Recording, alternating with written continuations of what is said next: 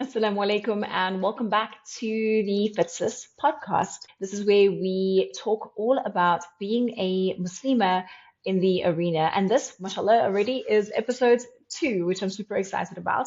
So just to recap on what the intention of this podcast is really about, this is where we really want to celebrate the grit and the grace and the game-changing power of being a Muslim woman in sport. From the arena to everyday life, we're here to inspire you to step up and to motivate you to really start moving more and growing towards being a healthier and stronger version of you, inshallah. So today I'm going to be interviewing a little bit of a fangirl. I'm going to be interviewing a professional MMA fighter who has been fighting at one of the highest levels in Bellator and PFL. She's a featherweight, Amber Leibrock. She's also a revert to Islam, and I'm super excited to have us hear more about her story today. Assalamu alaikum, how are you? Welcome. So it's really cool to have you. So I think the big question that I've got, because I kind of fell into MMA pretty much by accident. How did you end up having MMA as your professional career? Well, first, wa alaikum salam. I hope everyone is having a beautiful start to this sacred month of Rajab. And, as we prep for Ramadan, I hope that we all make it. And, is a new thing for me, Islam. It's been a little over a year and going on to my second Ramadan, and it's been good. It's been really good. It's been life-changing, and I'm excited to be on your podcast, and thank you so much for asking me to join. So when I first got into MMA, it's kind of a long story. My childhood wasn't great. I grew up very rough with just a lot of stuff, and I ended up in the party scene when I was younger. A lot of raves, a lot of partying, a lot of substances, things like that. And I met somebody who I ended up dating for a very long time, and they were already a professional fighter. But at the time, I didn't really know what that was. I heard them always talk about it, but I didn't really know what it was. And we were still partying, so it was what does that mean? We're still partying every night, so, but when I started to get more into the relationship, I started to see a little bit more of what fighting was, and they invited me to come to the gym. So I started going to the gym. I started working out just more on a fitness thing because I was very out of shape. I drank a lot. So, usually how most people get in the gym, right? I'm just out of shape, just looking for something to do.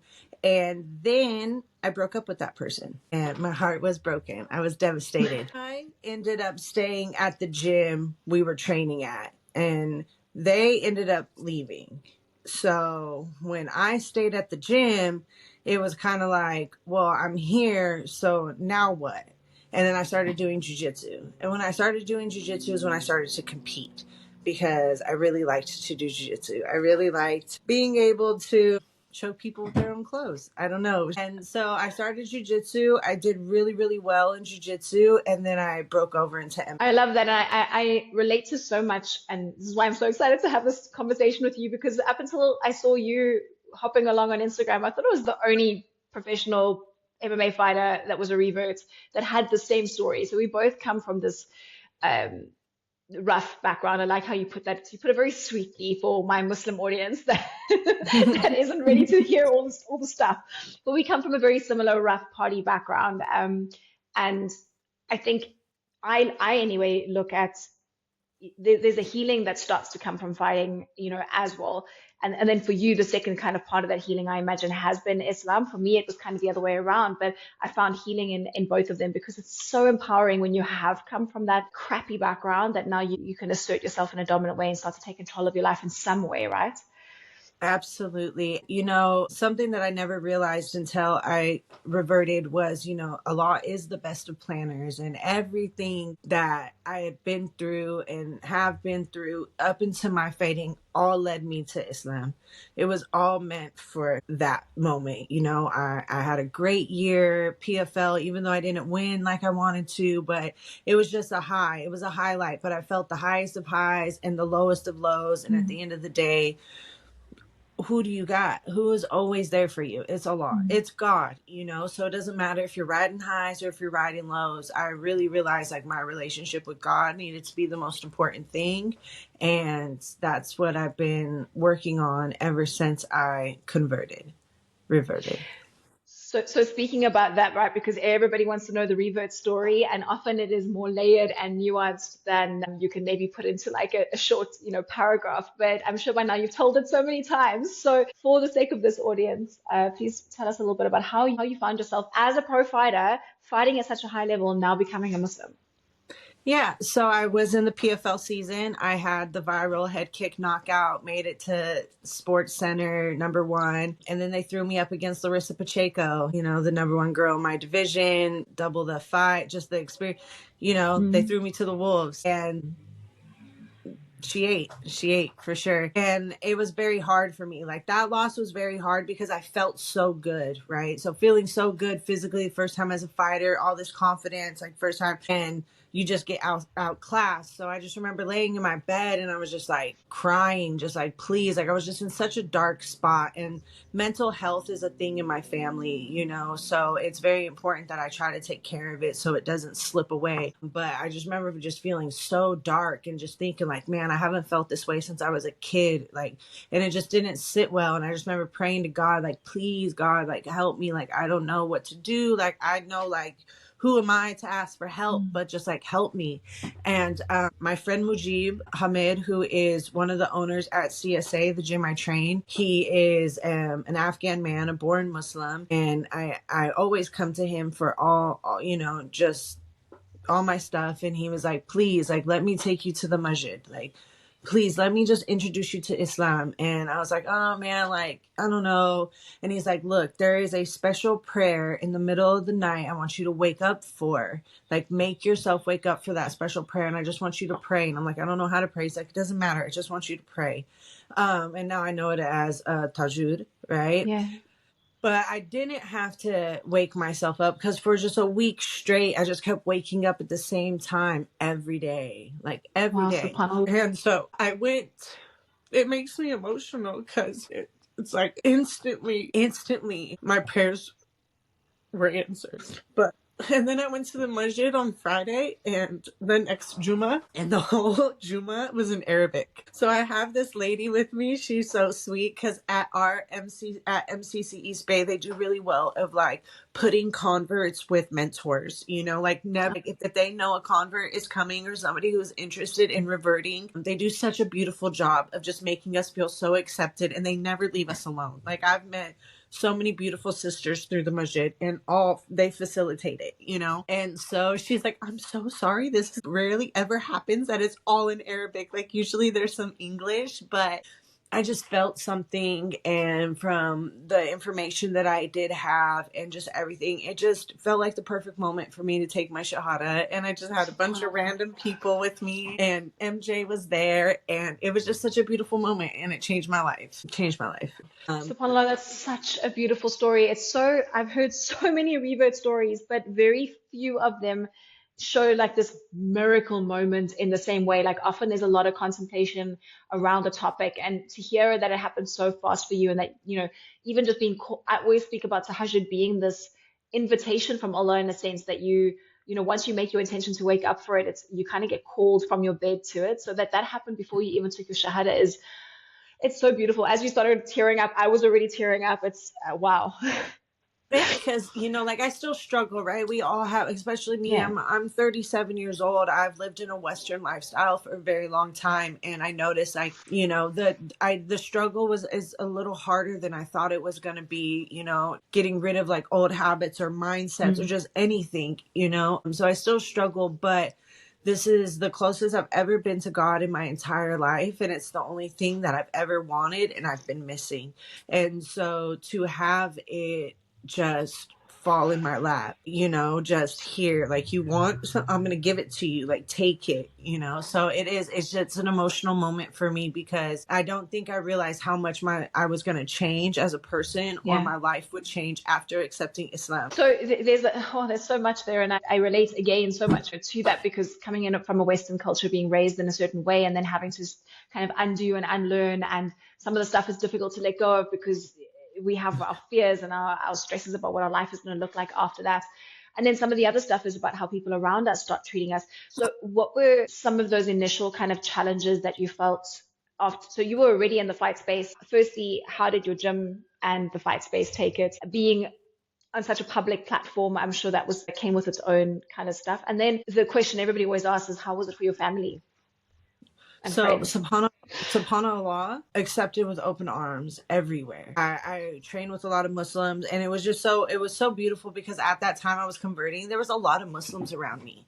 There was just a lot of Muslims. Like, we had Muslims, visitors, fighters, like, coming to CSA. Like, there was just a lot of Muslims around me at that time, and everybody just made me feel so accepted. I have so much support. And the beautiful thing about Combat Sports Academy is there's everybody, and we are all accepting of each other, no matter who they are. And that is kind of Coach Kirian's like forefront, is that this is an accepting place for everybody. So, we know there's Jewish people, there's Hindu people, there's all these different people everywhere, and we all just accept each other. And honestly, like, my Jewish teammate that I train with, every time something special happens, she brings me something. Like, when Ramadan, every day in Ramadan I seen her, she had a pack of dates for me, so it was just this overwhelming feeling of love, and just everyone very happy for me, especially because I've been at the gym for a long time, and people have watched my struggles. When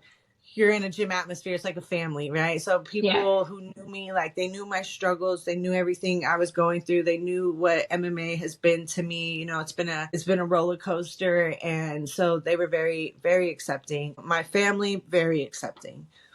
Not a word. My mom, she does her research, she tries to find, like, information about our events and our special days or sacred months and things like that. So very, very accepting.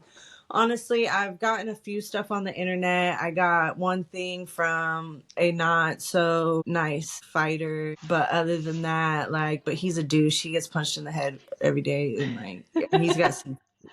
So, but other than him, I got nothing but love.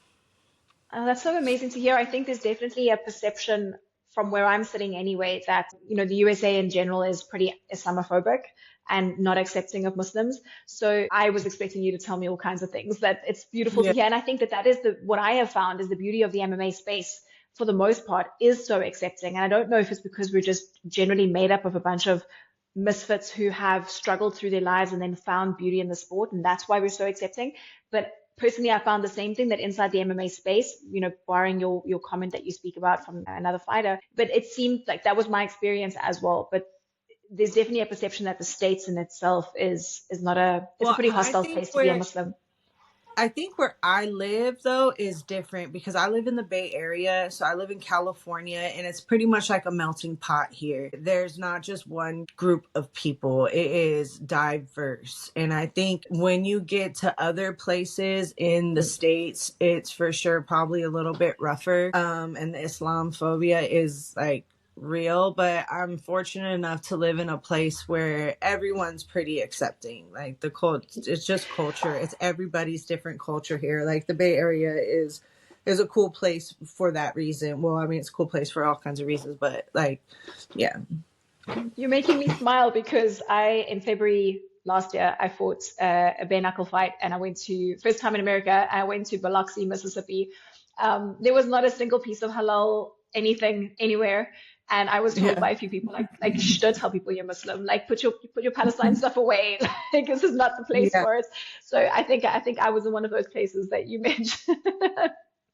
There's a few of them for sure. There's a few of them, and it's all just misinformation. It's just like people don't know. And I realize that, like, talking to my grandma sometimes, or talking with my mom, or hearing the conversations my mom has with her friends, or, you know, some of the discussions and like hard talks I've been on with people on the internet. Like, I pretty much block and delete people, but some people I'll get into like, I would like to hear like your reasonings or your thoughts behind it. And it's all just misinformation. It's a lot of Yeah, people don't do their own research on Islam. And if they do it about like all, sorry.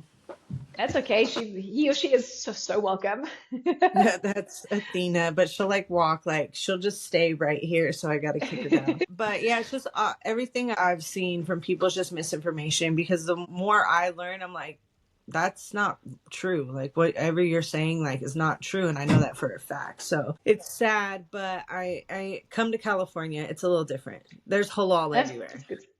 Good to There's know. halal. Good to know. Yeah, Yeah, you'll find I was a Palestinian food vegetarian. everywhere. I was cutting weight. And there was nothing to eat, and it was very sad in Biloxi. Afterwards, I had some cake options, but before, Yeah. Yeah, it Mississippi is was. probably like a lot of barbecue. Yeah, luckily enough, well, the weird silver lining is that I got punched really hard in the face with bare knuckles, so eating wasn't free, so it was milkshakes mainly.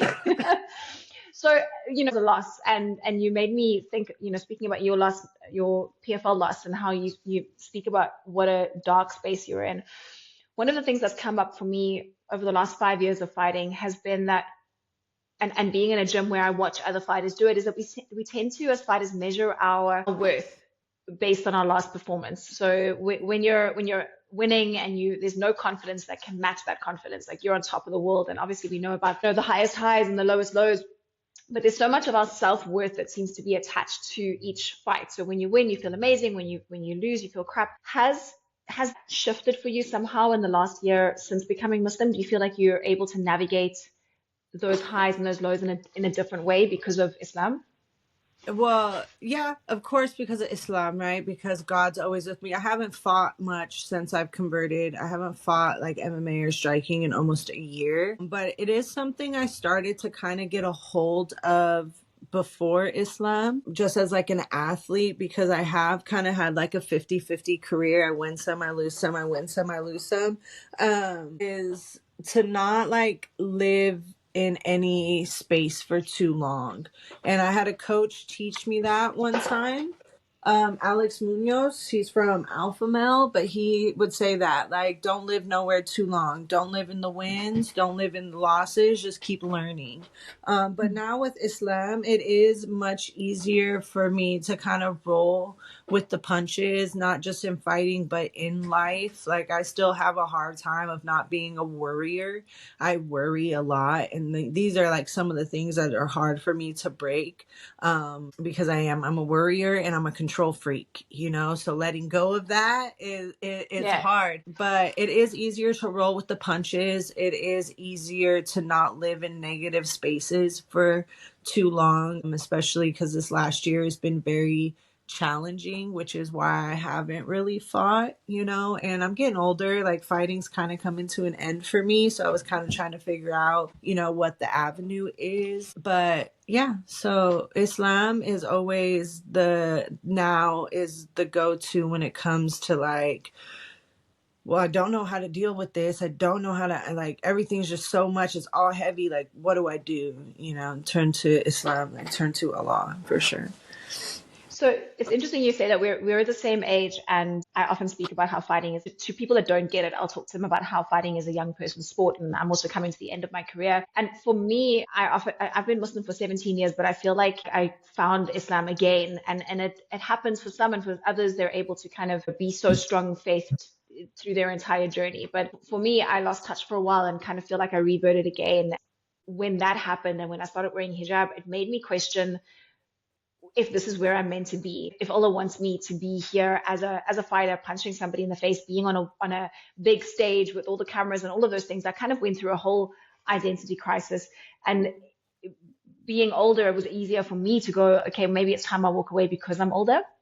Have you had any of that, age aside? Have you kind of struggled with what it means to be I guess what I'm asking is I feel like for men who are Muslim and fight, somehow it's easy. It is, because we are not, it's haram to punch people in the face. Khabib will even say it. It's haram for the boys too. It's not just haram for us because Yeah. it's girls, and it is something that I navigate like in my head as well, because at one end I want to be the best Muslim I can be no matter what, but I've been in this sport for so long, like I've done so much, and I feel there are just like a few unfinished things.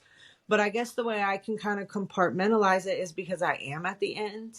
I know I don't have 5 more years in me, a year, 2 years, maybe, like that's kind of my time frame with it right now. So I know that this isn't something that I'm trying to, and it's no longer for me about like making this like multi-million-dollar career, right? Like that opportunity, I mean, I'm sure I could still make some really good money, but that opportunity for me passed, with the PFL, like my age and everything just kind of passed. So yeah, it's a weird thing with the fighting and the striking. It is, but I am diving more. Islam is what's helped me get back into my grappling. Islam I is was definitely wondering what's. if that was the case.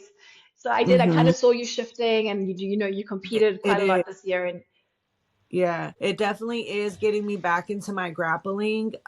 Even though I do train with men, I don't train with all men. I don't train with random men I don't know, or younger men, or yeah, just like the randoms. I pretty much tried to train with the men that I've been training with for the last 10 years, like that I'm very comfortable with. Like I know their wives, I know like their family, like their kids are my nieces, my nephews. Like those are the ones I kind of try to stick to. But yeah, Islam definitely got me back into my grappling, because I know I don't want to strike forever. I don't want this to like be my identity anymore. I do want to just like finish out with some good goodbyes. Like I want to fight at home one more time yeah, before I hang them up, and I want to fight a few other places before I hang them up. But for me, yeah, Islam kind of killed the desire to, which is alhamdulillah, like subhanallah, right? But it kind of killed that ego, that fighter ego I had in me, where I was like, I just want to be the grimiest, the best, like, like it yeah. just kind of killed that for me, because I don't want to be that person anymore. Like I want to be your humble little jujitsu person on that, right? I just want to be a chill guy on the mats. Like Yeah, that's yeah. it. I love that somebody else feels that, because it's something that I was struggling with over the last year is, feeling like I have to really channel this like bitch to be able to perform from an MMA perspective. But put me on a jiu-jitsu mat, same thing. It's like I don't need to be that person. Sure, like sometimes you got to wrestle mean, and it's you got to squeeze on things to, yank arms, whatever, but it doesn't have that same it doesn't. Yeah, this is something there that I Yeah. think unless you've fought, you don't understand it completely. But I'm just really glad to hear somebody else understands. I thought I was going crazy. Well, and I also like to look at it like too, like if I didn't have fighting or know how to fight, like I wouldn't be able to go to the masjid and teach the sisters self-defense. Yeah, Right? Like I don't post a lot about the events I do, but for the whole last year and so far this year, like I do events at the masjid for women. Sometimes they come to the gym, like groups of girls, and I do events for them. And if I didn't have my skills, like if I didn't know yeah, how to do this stuff, I wouldn't be able to pass it on. So yes, I need to ask for forgiveness and repentance at all times when I'm still fighting. So I haven't even really been training striking. So there's not much I've had to ask for forgiveness for. So when people start yelling at me on the internet, like, you can't fight. I'm like, well, technically I haven't fought since so I mean, technically like we're still chill, but yeah, it's one of those things where I'm willing to ask for forgiveness for, because I know it's not lasting forever. It's not something that's going to be around for a very long time. And if I take the stuff that I know and I at least try to do something good with it or be better with it, then like I can feel better, and just like hope yeah. when I get up there in the conversation we have, he's like, well, you did teach all those ladies. And I'm like, I did teach all those ladies. I'm just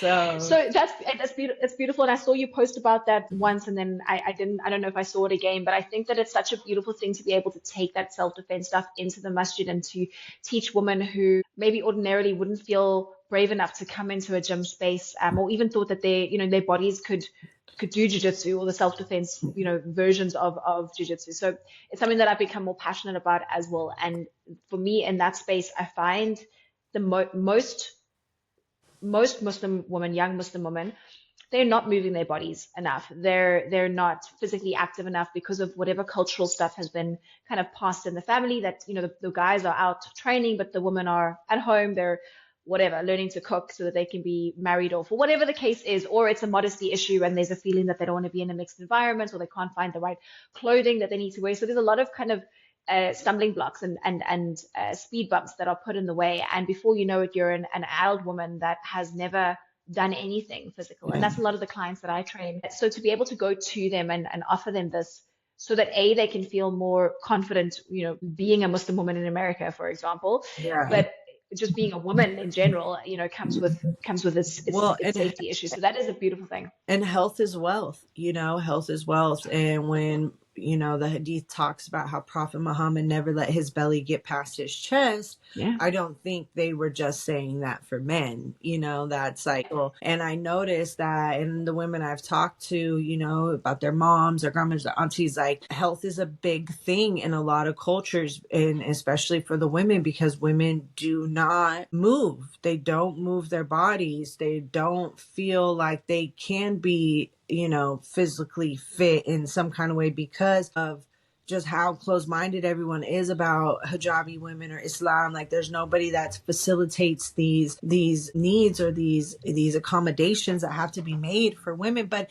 the funny thing is, it's not just hijabi women who want these all women spaces. I actually went to Idaho not too long ago, and it's funny because it's Idaho, right? Idaho is like right there, but they had an all woman space in the Jewish gym. They had an all women space, and it was just for women, and it was so nice. Like, wow, like it's just so thoughtful, because not all women want to be around a bunch of dudes working out, and so Yeah. it is unfortunate. So if I can help in any way I can, and even just encourage or give them a little piece of something that could be fun. And at the end of all my events, I tell them, like, find something. I don't care what it is. I don't care if it's yoga at your home. Put on some yoga on YouTube. YouTube is a beautiful resource. You can find all kinds of stuff on there, but just find something that's fun. I tell my younger women, take your elders out. Like, go walking with them, like introduce them to things, like want to do stuff with them so they feel more encouraged to do stuff as well. Because what do you have if you don't have your health,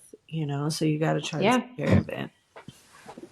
And I think it's so interconnected. And if you're not moving your body in some way, and you're not looking at, maybe not eating all that processed crap that a lot of people in our communities are eating, you don't realize how good you can feel when you don't have that stuff, because you're just kind of living your life at this, mediocre base level of feeling crap. And that's your kind of your base, right? So once you start making those small changes, you realize how it affects everything. You walk with, like, it compounds in such a beautiful way. It does. And then you pass that on, good health, like you pass that on to your kids, and you're just around for a long time. And it's very important. I think people forget, like, it's halal, but that don't mean it's healthy, like just because it's halal, like, it's permissible, like you're eating good food like this, but doesn't make it healthy, doesn't make it like, and I think that is another thing too, is that people don't practice like the healthy eating practices, but that's a whole nother,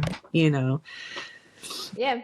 It's interesting that as when you first come into a religion like Islam, it can be, it's packaged very beautifully, and it seems so simple. It's just, you make your shahada, and then you can start to ease into things. And then you start to find culturally where things have maybe swayed a little bit, that is not necessarily Islamic practices. Like maybe they're just things that suited the men that were leading the community at the time. And so the hadith that you mentioned around the Prophet Muhammad Sallallahu belly, and you say that you don't think that was, just for men. I think it's what you're saying is so much more profound than what you think you're saying, because I think a lot of women would just think that it wasn't meant for them. But Yeah. if you think back to that time, the women were their lifestyle was so active. They Yeah. were whatever Bedouins. They were fetching, I don't know, finding animals to slaughter and carrying things around. And I Get think naturally they water. had a level of yeah, Yeah. they had a level of functional fitness, as we call it, in 2025.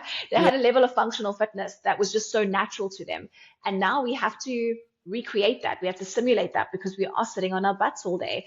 And I think that's what's missing is a woman think that, these things don't apply to them. But I think the women of that time were just naturally in a different space of health and fitness than They we are were. now. Like, I see it with my grandma's not even a Muslim, but I see it with my grandma. She comes from that age of like easy. The microwave was created, boxed food was created, Yeah. frozen meals were created. And I think people just are so busy, which it's just being people, but it's whatever's accessible, right? And so especially in Islamic families, like they got big families usually, like it's a lot. Like you're running around, you're cooking, you're doing this, you're doing that, you're hosting, you've got these events, you're taking the kids to Sunday and Friday and all these things, but you never take a second for yourself. And when I Yeah. first converted, man, and she's a lady from Gambia, and I forget the sister's name, but I had just randomly sat in on a talk at the masjid that she was having, and she asked somebody in the crowd, a sister in the crowd, like, what do you do? Like, what is you do for yourself? Like, she's like, I cook dinner and I take care of my kids. Like, which, alhamdulillah, like, subhanallah, like, of course. Yeah. Beautiful. Yeah. But then the sister was like, no, what do you do for you? Like, do you go out? Do you like go for walks? Do you go outside? Do you, what do you do for you? And it made me think, like, as women, we get so wrapped up in what we can do for everybody else, right? We got to take care of everybody, our families, our children, our this, our animal, our everybody else, but we never stop and think, like, what do I need to do for myself to make myself, one, feel good, be healthy, and just, smash my goals and be the best Muslim I can be, like, what are these things? And we get too busy. Yeah. One other thing around that I've been curious about that I've struggled with on my side, and Islam has really helped to kind of change that for me. I found that there's a level of body dysmorphia slash and disordered eating that can come in the fight space, right? From cutting weight and constantly calorie restricting, having to make weight, holding yourself to that weigh-in picture and how in shape you look on that day. And then a week later, you're not that same person anymore, right? So for me, it's something that I've really struggled with over the last couple of years, and finding Islam again and finding a level of modesty again has helped me shift kind of that constant physical fixation that I had on, like, how is my body looking? I'm teaching in a gym in a sports bra, and I ate a big pizza for lunch and now I can see my belly sticking out slightly, so I'm just not going to eat later, or whatever the messed up conversations are that most fighters tend to have around food and making weight. Have you been able to navigate that in a different way since becoming Muslim? Absolutely. This is one thing I feel like I've been This is your jam. yeah, I've been smashing because I'm tall. I grew up tall, skinny, lanky. I was underdeveloped. Everybody was more developed. So my entire life, literally since I was a little girl, I've had the worst body image ever. And then coming into fighting, because I was a big girl, but I wasn't really like a 45er when I first started fighting. Like, they love posting that video of Arlene power bombing me. I weighed 141 and a half pounds in that fight. Okay. Wow. That's how small I Wow. was. Like, I used to try to eat to stay up in my weight class. And I should have dropped down to 135, but I just didn't want to be skinny. I didn't want to look like that skinny. So I was like, no, I'd rather try to like build up here. So fighting, my body image, it went crazy.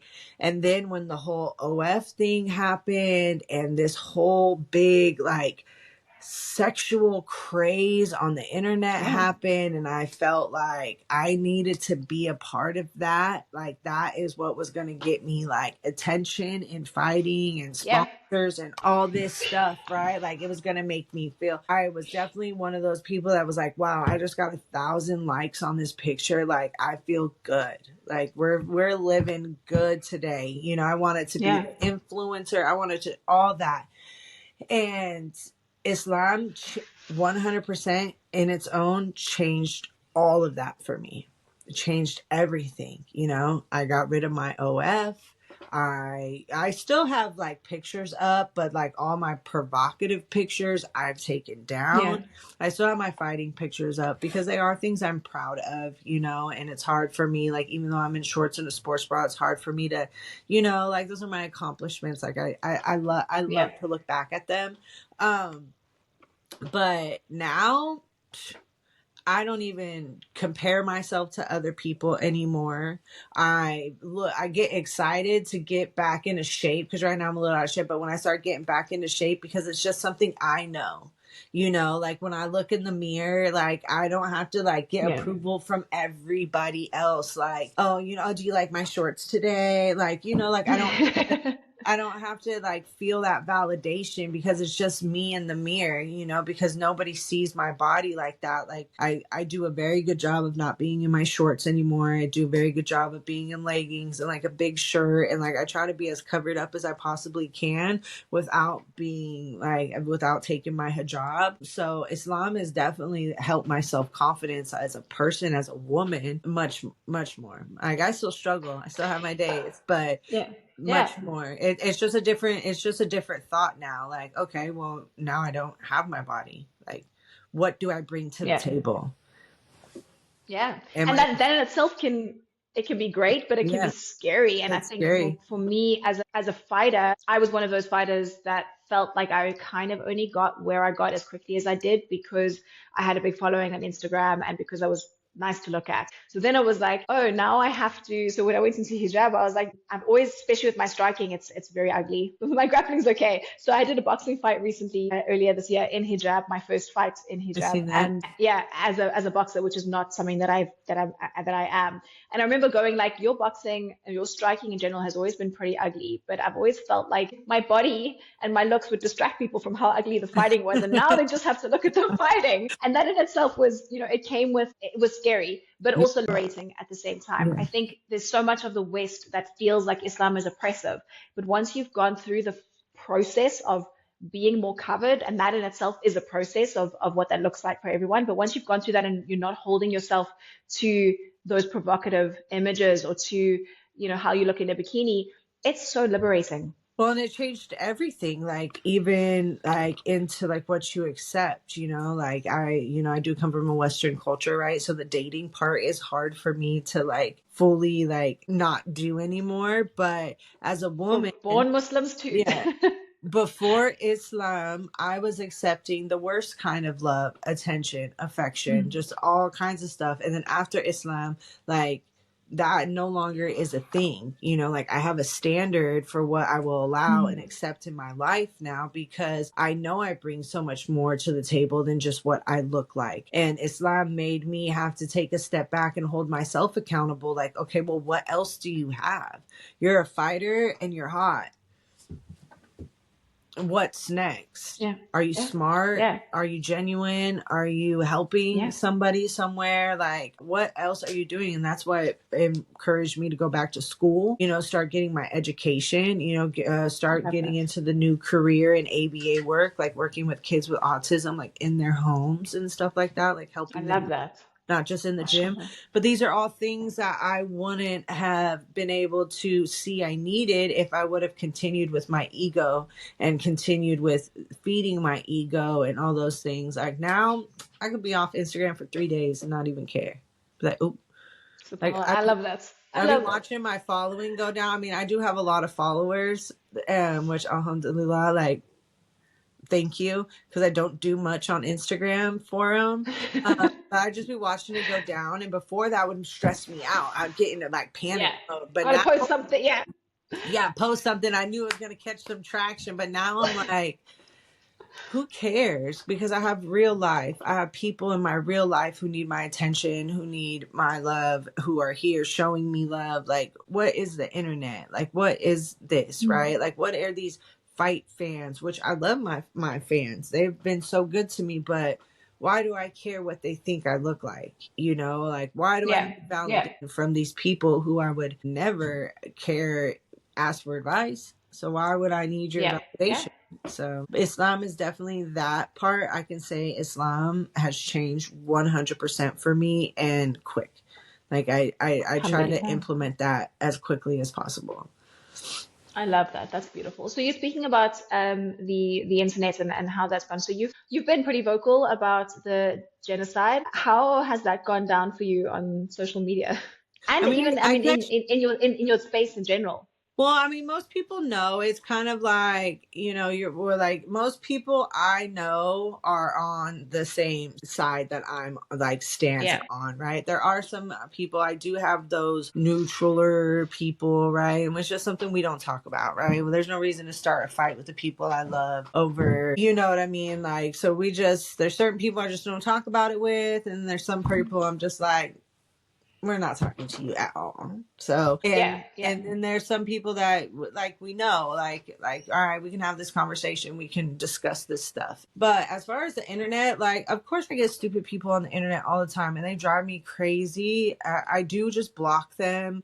I wish that other people, like if I do like a podcast or something, I wish other people would block them as well. So like they just voices don't get heard. But some of the stuff is so ridiculous, and it really just shows you that like humanity is missing in the world.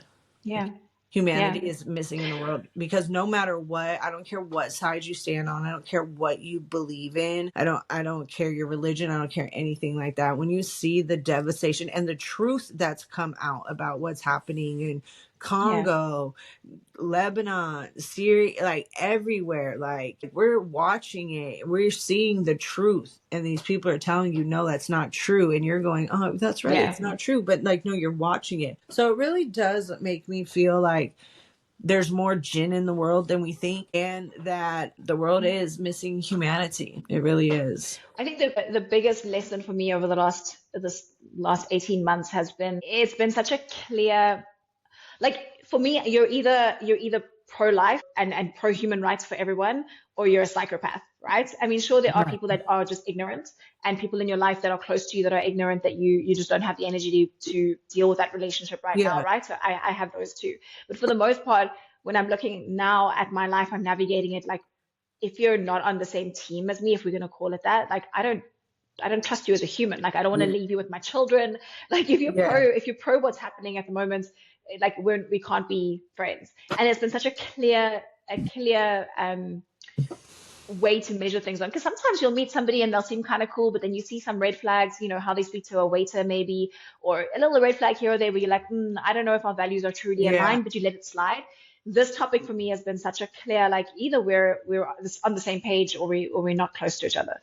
Well, yeah, definitely. Like, there's certain places I won't go where, because I know that there's like Zionist fighters there. Like, I won't do it. I'd rather just stick around Muslim fighters, But my circle's pretty small right now, and I like it that way, because a lot of people don't have just the same values that I'm looking for in like my relationships, when it comes to people. A lot of the new people I have met are like hijabi sisters that I've been trying to like connect with. I definitely have been trying to like pick and choose like new relationships I allow. And like, of course, everyone, like I've been known that like I'm cool with, like that's one thing. But when it comes to like this hard topic, unless you're somebody I really, really love, like, like a family member, like, can I like see past your silence?